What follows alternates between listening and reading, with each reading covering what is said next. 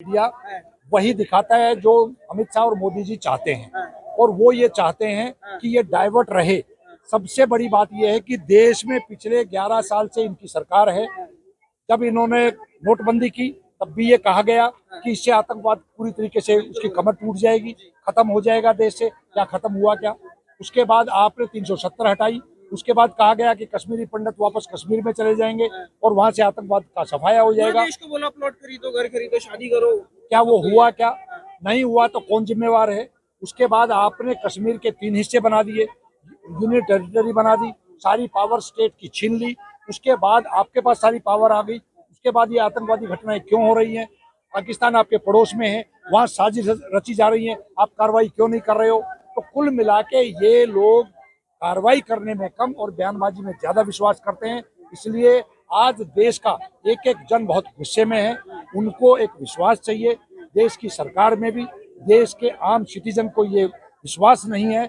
आज दिल्ली के अंदर महिलाओं के साथ, हमारे बुजुर्गों के साथ जिस तरीके का रोजमर्रा रिपोर्टेड केसेस हो रहे हैं, तो कहीं ना कहीं गृह मंत्री की डायरेक्ट, क्योंकि पहले से जो पुलवामा हुआ था उसके बाद तो 4 गुना चौकसा हो जाना चाहिए। तो ये अगर हो रहा है तो कहीं ना कहीं, और इसमें देखा जाए तो मरने वाले भी हिंदू समुदाय के लोग हैं। तो अगर जो हिंदुओं की सरकार है उसके बाद भी ऐसा होता है तो किसको बोलोगे? क्योंकि मैं ये मानता हूँ सरकार और देश सिर्फ क्योंकि किसी बार बार एक धर्म, सारे मुद्दे इन्हीं पे आ जाते हैं। वफ का मामला ले लो, हिंदू मुस्लिम, उसके बाद कहीं दंगा हो जाता है बंगाल में, वहाँ हिंदू मुस्लिम, सारी चीजें ये यहीं आ कुछ जाती हैं। राजनीतिक लोग चाहते हैं देश में महंगाई पे चर्चा ना हो, बेरोजगारी पे चर्चा ना हो, रोजमर्रा की लॉ एंड ऑर्डर पे चर्चा ना हो। वो लोग ये इंटेंशनल देश के मीडिया के माध्यम से इस तरह की चीजें फैलाते हैं। लेकिन देश सबका है, सब धर्म के लोगों का रहने वाले, जो हिंदुस्तान में रह रहा है, वो किसी भी धर्म में विश्वास करता हो, वो सब लोग हिंदुस्तानी हैं। आज मेरा ये मानना है, इस अटैक के बाद क्या कश्मीर में रहने वाले सारे लोग, चाहे वो किसी भी धर्म से हैं, वो खुश होंगे? क्या नहीं, उन लोगों के लिए इकोनॉमी, पूरा सिस्टम ही, खाना पीना ही इसी पे था, हाँ। टूरिज्म था। वो लोग भी हमारे आप लोगों से भी ज्यादा सफर है। लेकिन गुस्सा देश के अंदर आज इतना है, और कहीं ना कहीं केंद्र सरकार उसको भांप रही है। केंद्र सरकार डाइवर्ट करना चाहती है, ये डाइवर्ट नहीं होगा। जनरल है जीडी बख्शी, उनका बयान आ रहा है कि 1,80,000 पद जो आर्मी के भरे जाने चाहिए थे और ज्यादा शक्तिशाली बनानी चाहिए थी आर्मी को, ये सरकार कंजूसी कर रही है कहीं ना कहीं, और ये उसी चीज का फर्क है। नहीं, देखिए, जनरल बख्शी का बयान मैंने भी सुना है, इसमें तो कोई दो राय नहीं है। पूरे देश में आंदोलन हुए थे जब आपको ध्यान हो, अग्निवीर ये लेकर आए थे।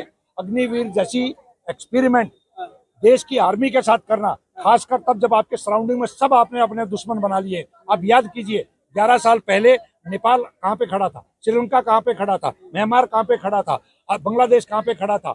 सब लोग हमारे साथ खड़े थे। आज सारे देश हमारे दुश्मन बन गए। आपकी फॉरेन पॉलिसी को भी आपको देखना पड़ेगा, देश के अंदर भाईचारा बढ़ाना पड़ेगा। कश्मीर के अंदर आतंकवाद को पूरी तरीके से खत्म करने के लिए वहाँ के जनरल लोगों को साथ जोड़ना पड़ेगा। ज्यादा एक्सपेरिमेंट हो गए क्या कश्मीर के ऊपर? नहीं, देखिए, एक बात तो पक्का है कि देश में केंद्र सरकार और मोदी और अमित शाह की नीयत में साफ नहीं, सफाई नहीं है, कहीं ना कहीं खोट है। मोदी और अमित शाह देश में राजनीति ज्यादा कर रहे हैं, ग्राउंड पे काम कम कर रहे हैं। विपक्ष के लोग कह रहे हैं कि जब चुनाव आता है कुछ ना कुछ ऐसे सुनने मिल जाता है, जान के कराते हैं, ऐसा भी है क्या?